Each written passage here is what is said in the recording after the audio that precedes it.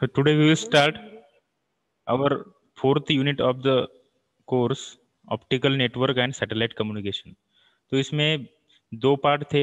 एक पार्ट था optical communication system के बारे में और दूसरा पार्ट है सैटेलाइट कम्युनिकेशन सिस्टम के बारे में। तो फर्स्ट पार्ट जो है वो हमने ऑलरेडी कवर किया है अभी 3 यूनिट में। अभी लास्ट 2 यूनिट बचे हैं हमारे। फोर्थ यूनिट है हमारा सैटेलाइट कम्युनिकेशन सिस्टम का फर्स्ट यूनिट। तो the name of the unit is overview of satellite system. Okay. Satellite को मराठी में उपग्रह बोलते हैं।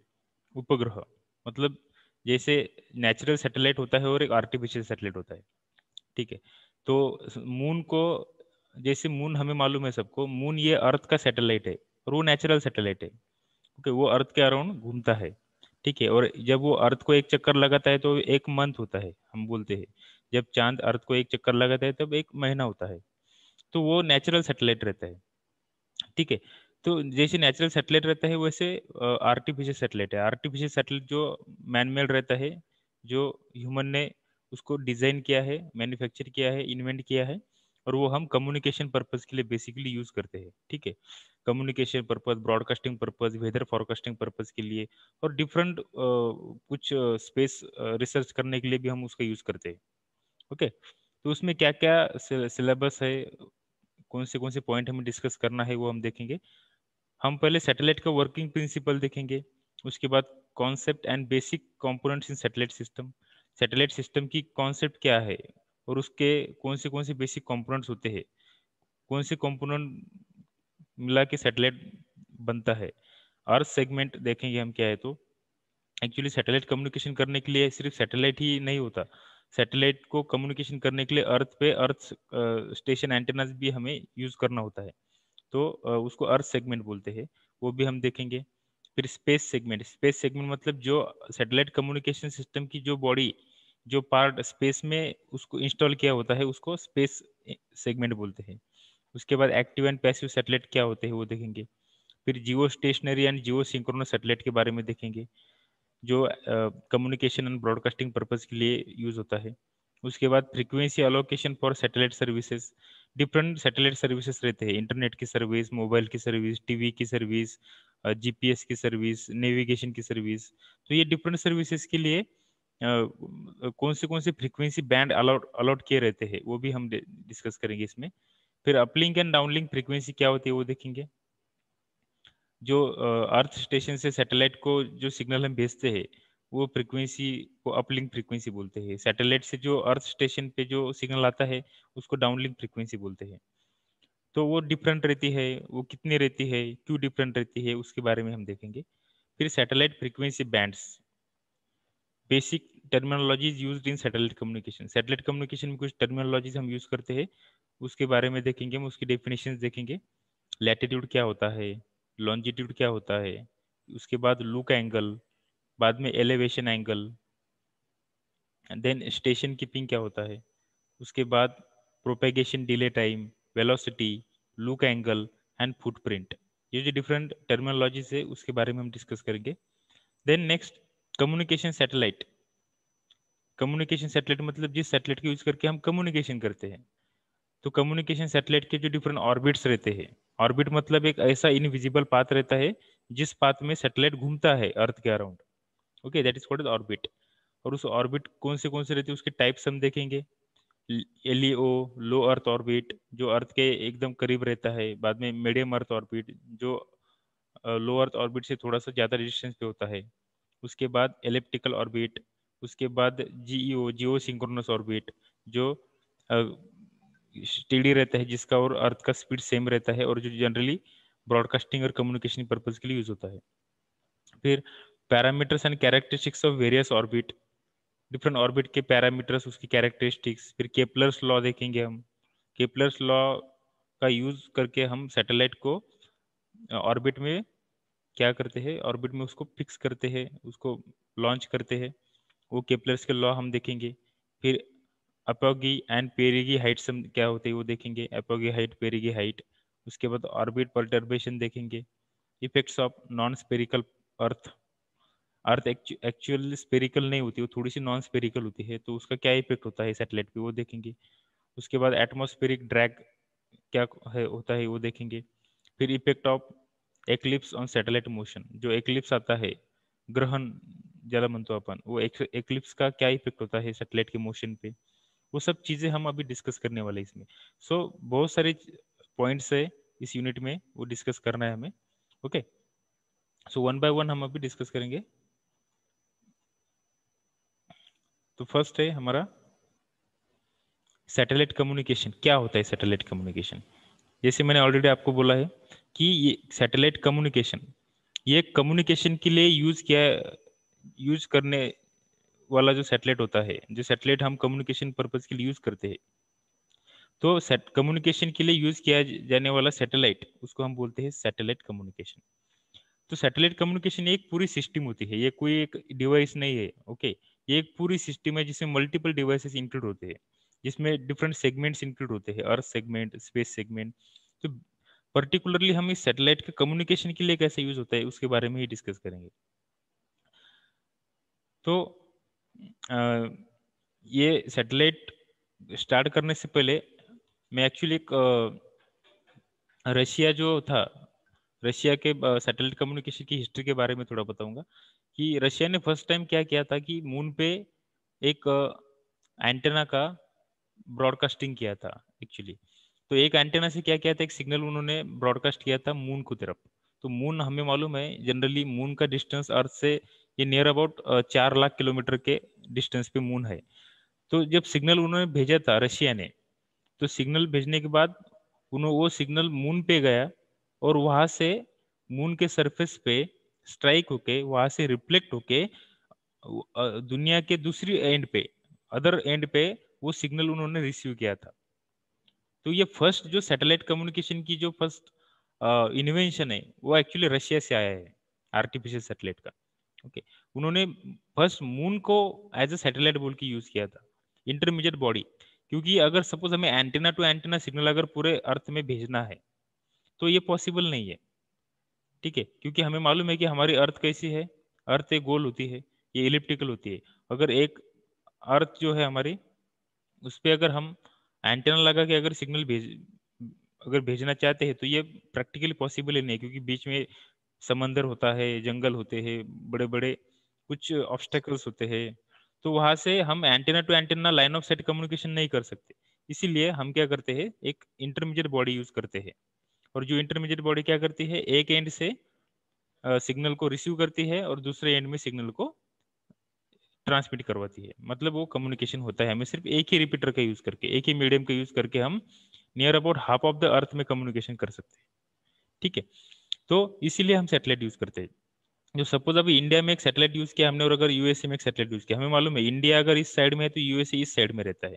तो अगर हमने एक सैटेलाइट यूज किया, अगर सपोज हमें इंडिया से यूएसए में से सिग्नल भेजना है, तो हम यहाँ पे कोई सपोज यहाँ पे इंडिया है और यहाँ पे यूएसए है, तो हम यहाँ पे एक सैटेलाइट यूज करके इंडिया के ट्रांसमीटर एंटेना से सैटेलाइट को सिग्नल भेज सकते हैं।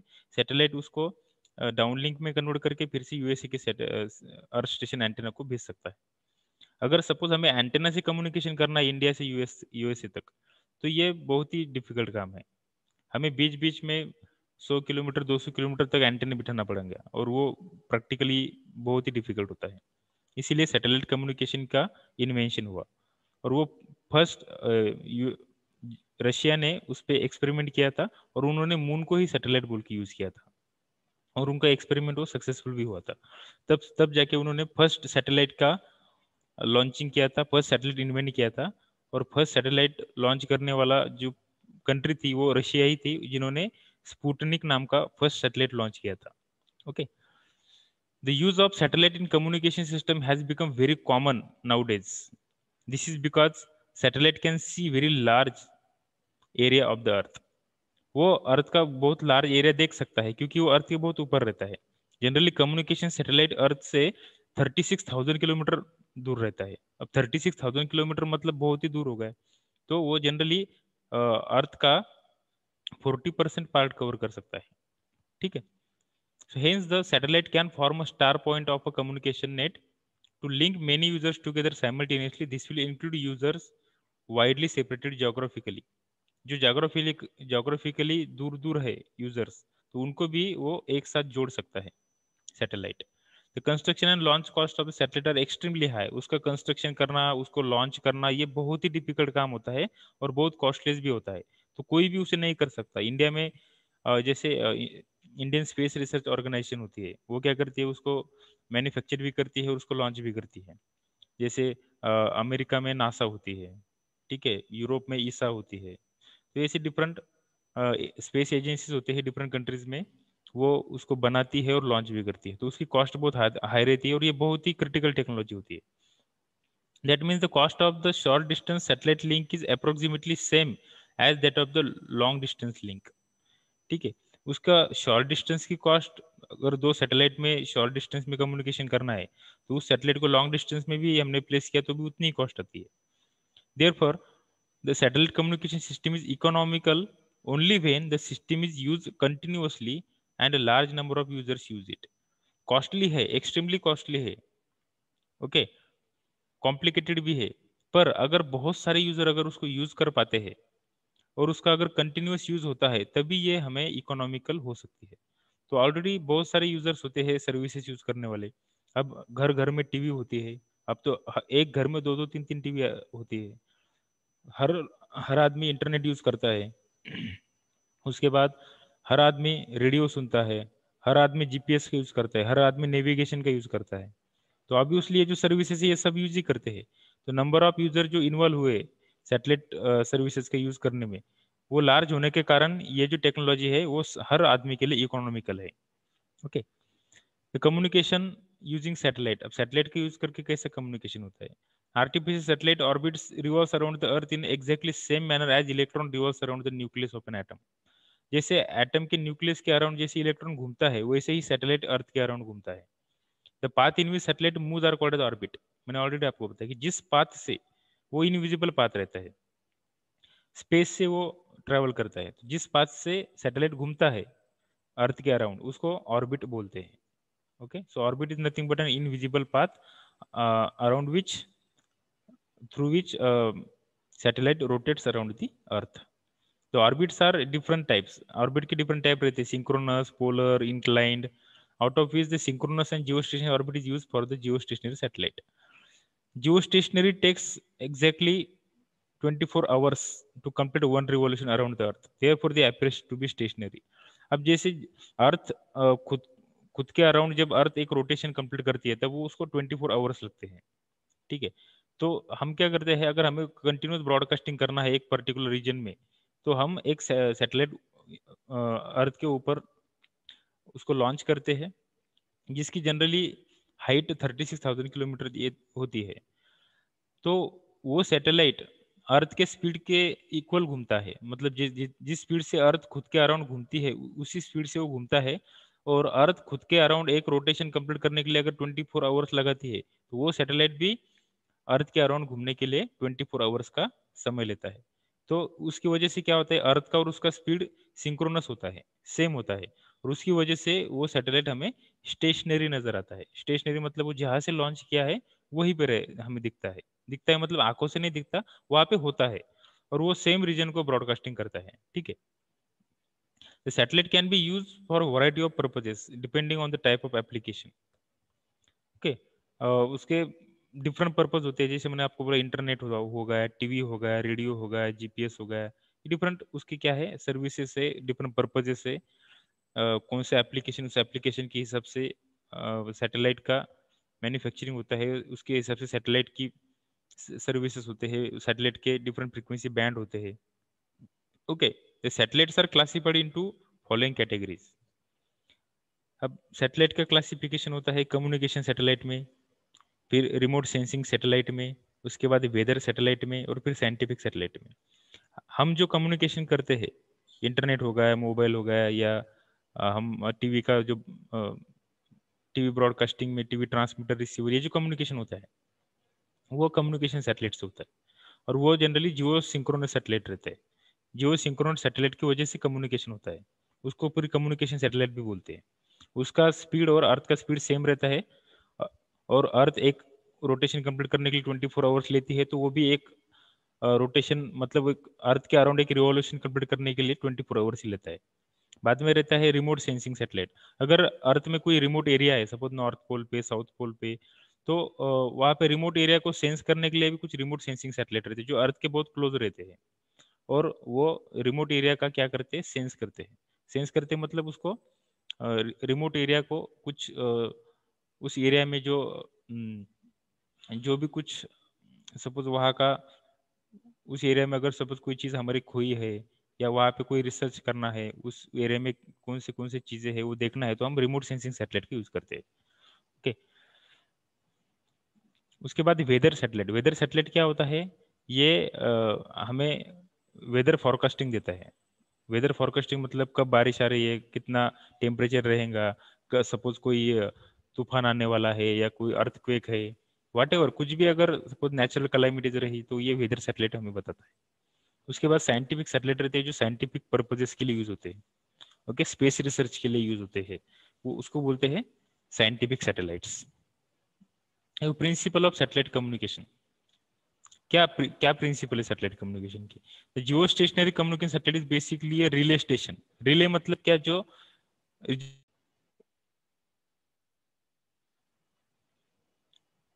जियो stationery satellite is basically relay station. जैसे हमने ऑलरेडी आपको बोला कि एक माइक्रोवेव रिपीटर बोल के काम करता है। माइक्रो रिपीटर मतलब जो माइक्रोवेव सिग्नल पे वर्क करता है, ठीक है। और वो ट्रांसमीटर से सिग्नल लेता है। देखो ये अर्थ ट्रांसमीटर से क्या करता है, वो सिग्नल रिसीव करता है और रिसीवर तक सिग्नल ट्रांसमिट करता है, ठीक है।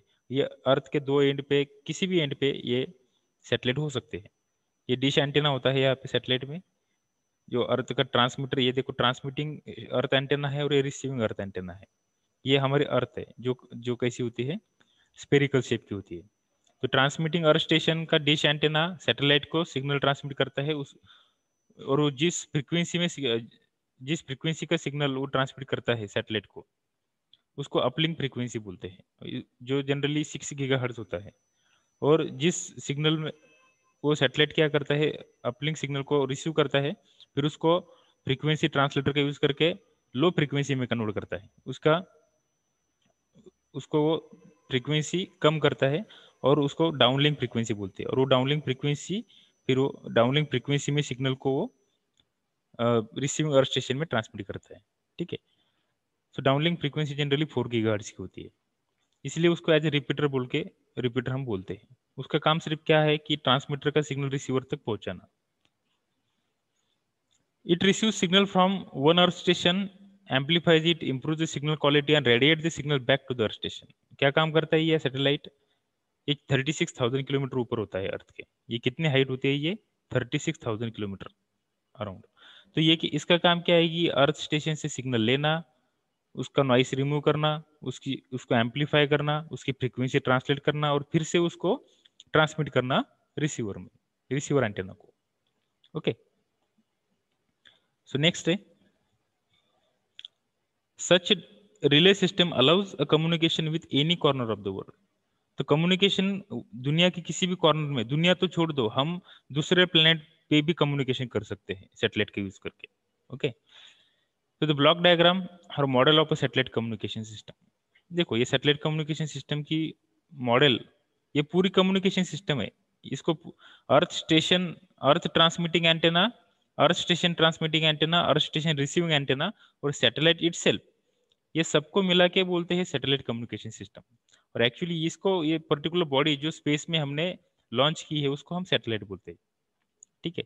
तो एक्चुअली दो पार्ट होते हैं सैटेलाइट के, transmitting station antenna, receiving antenna और सैटेलाइट। ओके, तो जनरली एक सैटेलाइट को 12 ट्रांसपॉन्डर होते हैं। ट्रांसपॉन्डर एक कंपोनेंट है, एक ब्लॉक है सैटेलाइट का जो कम्युनिकेशन का काम करता है, मतलब सिग्नल को रिसीव करना और सिग्नल को ट्रांसमिट करना, ठीक है। तो सैटेलाइट रिसीव सिग्नल प्रोसेस करता है, फिर उसको फ्रीक्वेंसी ट्रांसलेट करके वो रिसीविंग एंटेना को भेजता है। तो अर्थ ट्रांसमिटिंग एंटेना जो रहता है, ट्रांसमिटिंग एंटेना सैटेलाइट को जो सिग्नल भेजता है, जिस फ्रीक्वेंसी में सिग्नल भेजता है उसको अपलिंक फ्रीक्वेंसी बोलते हैं। और सैटेलाइट उस फ्रीक्वेंसी को डाउन कन्वर्ट करके फिर से रिसीविंग अर्थ स्टेशन एंटेना को भेजता है, उस फ्रीक्वेंसी को डाउनलिंक फ्रीक्वेंसी बोलते हैं। ओके, उसके बाद जनरली एक सैटेलाइट में 12 ट्रांसपॉन्डर होते हैं और making it total 24 transponder. Okay, communication satellite में क्या होता है, 2 sets of transponder, each set having 12 transponder making it 24 transponder. 2 set होते हैं उसमें ट्रांसपॉन्डर के, तो 2 सेट की वजह से 12 और 12 फिर 24 उसमें ट्रांसपॉन्डर होते हैं।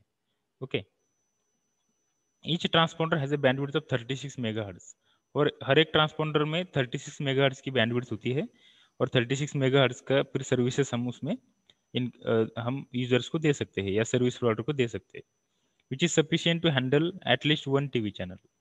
तो एक टीवी चैनल हैंडल करने के लिए सफिशियंट होता है, 36 megahertz bandwidth is sufficient to handle 1 TV channel.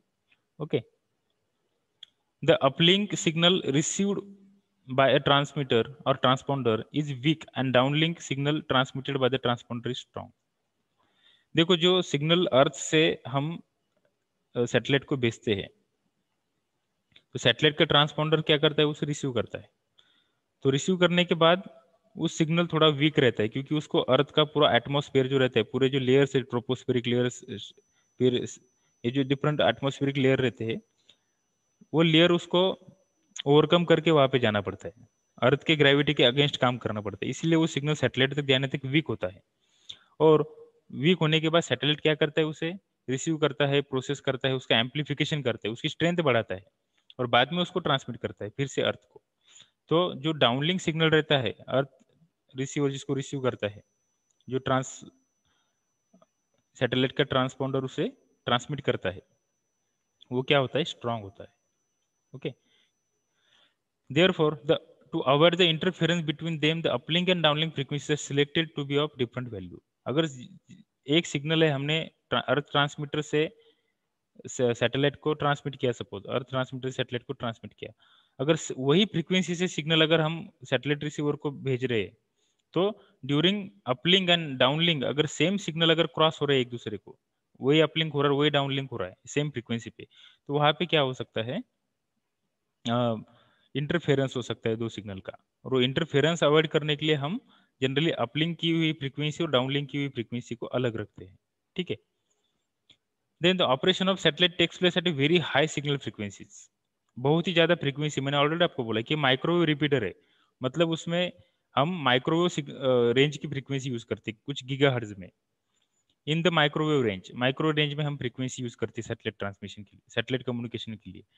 Typical band of signal frequencies use for the communication satellite are, देखो सी बैंड वो 4 to 6 गीगाहर्ट्ज होता है, फिर के यू बैंड जो 11 to 14 गीगाहर्ट्ज होता है, फिर के ए बैंड जो 20 to 30 गीगाहर्ट्ज होता है। मतलब ये फोर फोर जो है वो अप डाउनलिंक डाउनलिंक फ्रीक्वेंसी, 6 से अपलिंक फ्रीक्वेंसी है। ये 11 डाउनलिंक है, 14 अपलिंक है, 20 डाउनलिंक है, 30 अपलिंक है। ओके, और ये वैल्यू सब आप देख रही है गीगाहर्ट्ज में, गीगा मतलब 10⁹ ओके। सो सी बैंड उस ये नॉमेनक्लेचर है उस डिफरेंट बैंड के, फ्रीक्वेंसी बैंड के। ये हम बाद में देखेंगे क्या क्या कौन से फ्रीक्वेंसी बैंड्स होते हैं, उसके क्या क्या एप्लीकेशंस होते हैं। ठीक है, C band frequencies of 4 to 6 gigahertz indicate that the downlink frequency 4 gigahertz while uplink frequency 6 gigahertz। One of the advantage of operating such a high frequency is reduction in the size of antenna and other component of the system। आपको मालूम है कि जितना frequency हम ज्यादा use करते हैं, उतनी हमें वो सिग्नल को रिसीव करने के लिए एंटेना की हाइट कम लगती है। Okay, so it is extremely important to maintain the position of the satellite with respect to earth. Earth के हिसाब से सैटेलाइट की पोजीशन हमें एकदम स्टेडी रखना पड़ता है।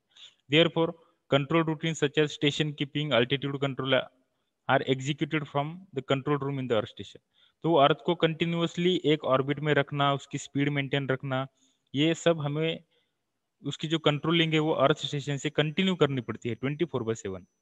ओके, तो अर्थ का जो ट्रांसपॉन्डर है, जनरली हम डिफरेंट डोमेन में उसको यूटिलाइजेशन करते हैं उसका। जैसे मल्टीपल एक्सेस मेथड है, FDMA, frequency division multiple access, time division multiple access, code division multiple access, ये हम यूज करते हैं सो दैट हम सैटेलाइट का ट्रांसपॉन्डर का मैक्सिमम यूटिलाइजेशन कर सके। उसके बाद power requirement of satellite is satisfied by solar panel. अब सैटेलाइट को पावर कौन देता है, आप बोलेंगे कि सर इतने दूर तक सैटेलाइट को हमने लॉन्च किया 36,000 स्पेस में, तो वहाँ पे सैटेलाइट को बैटरी पावर कैसे प्रोवाइड करते, तो सैटेलाइट को जो पावर है वो दो सोर्सेज से मिलता है। एक जो हम सैटेलाइट के साथ बैटरीज भेजते हैं लॉन्चिंग के वक्त, वो बैटरी से वो पावर लेता है, और दूसरा उसका सोर्स होता है सोलर पैनल से। तो सैटेलाइट को विंग्स होते हैं और वो विंग्स सोलर के बने हुए होते हैं, और सोलर सन के रेज की वजह से वो सोलर क्या करता है, सन रेज को इलेक्ट्रिसिटी में कन्वर्ट करता है। तो वो एक पावर रहता है, और दूसरा पावर मतलब हम सेट ऑफ निकल कैडमियम बैटरीज उसमें यूज करते हैं, जो लॉन्चिंग के वक्त हम अर्थ स्टेशन से वहाँ पे भेजते हैं। ओके, तो जो सैटेलाइट खुद कैरी करता है निकल कैडमियम बैटरीज।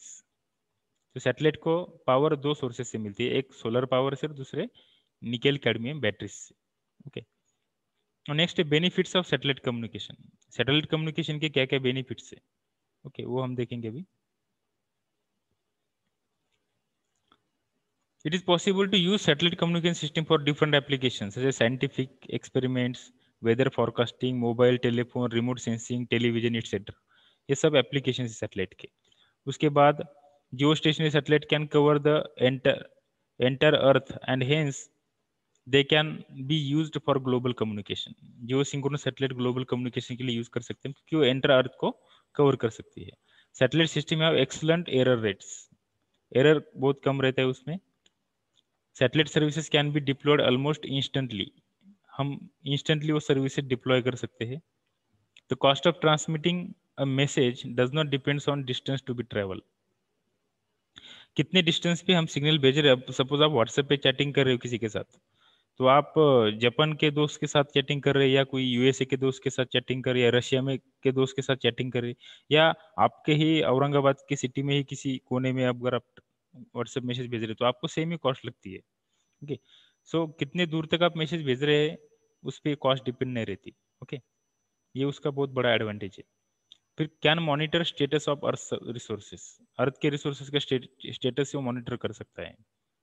उसके बाद नेविगेशन हम करते हैं, आपको मालूम है, आप नेविगेशन में उसका यूज कर सकते हैं। अगर आपको कहाँ पे जाना है तो आप सिंपली गूगल अर्थ का यूज करके किसी भी स्टार्ट पॉइंट से एंड पॉइंट तक इजीली जा सकते हैं। उसके बाद high transmission speed and large transmission capacity. Okay, transmission speed उसकी हाई क्यों रहती है, क्योंकि इलेक्ट्रोमैग्नेटिक सिग्नल ट्रांसमिट होता है, और इलेक्ट्रोमैग्नेटिक सिग्नल की स्पीड आपको मालूम है 3 लाख किलोमीटर पर सेकंड रहती है। ओके, उसके बाद uniform service within their coverage area. Coverage area में क्या रहती है, यूनिफॉर्म सर्विस रहती है। फिर can render direct services to user, और हमें डायरेक्ट सर्विसेज मिलती है। देखो अभी हमारे घर पे टीवी है, और हमने टीवी में रिसीविंग एंटेना लगा हुआ होता है, डीटीएच एंटेना। तो डीटीएच एंटेना में हम डायरेक्ट सिग्नल रिसीव करते हैं, डायरेक्ट हमारे घर पे सिग्नल आता है। तो डायरेक्ट सर्विसेज भी हम इजीली ले सकते हैं, हमारे मोबाइल में भी डायरेक्ट सिग्नल आता है। Okay, so these are the advantages of satellites. Okay, so this is introduction about satellite, जो हमने इस टॉपिक में भी देखा कि सैटेलाइट का इंट्रोडक्शन देखा, उसके ब्लॉक डायग्राम देखा सैटेलाइट कम्युनिकेशन सिस्टम का, उसके बाद उसके प्रिंसिपल्स देखे, डिफरेंट फ्रीक्वेंसी बैंड्स, उसके एप्लीकेशंस, फिर बेनिफिट्स ऑफ सैटेलाइट कम्युनिकेशन वो भी देखा हमने। ठीक है, अब हम हमारे नेक्स्ट लेक्चर में डिस्कस करेंगे कुछ basic concept, that is space segment, earth segment, et cetera. Okay, यहाँ तक अगर कोई डाउट हुई तो यू कैन आस्क।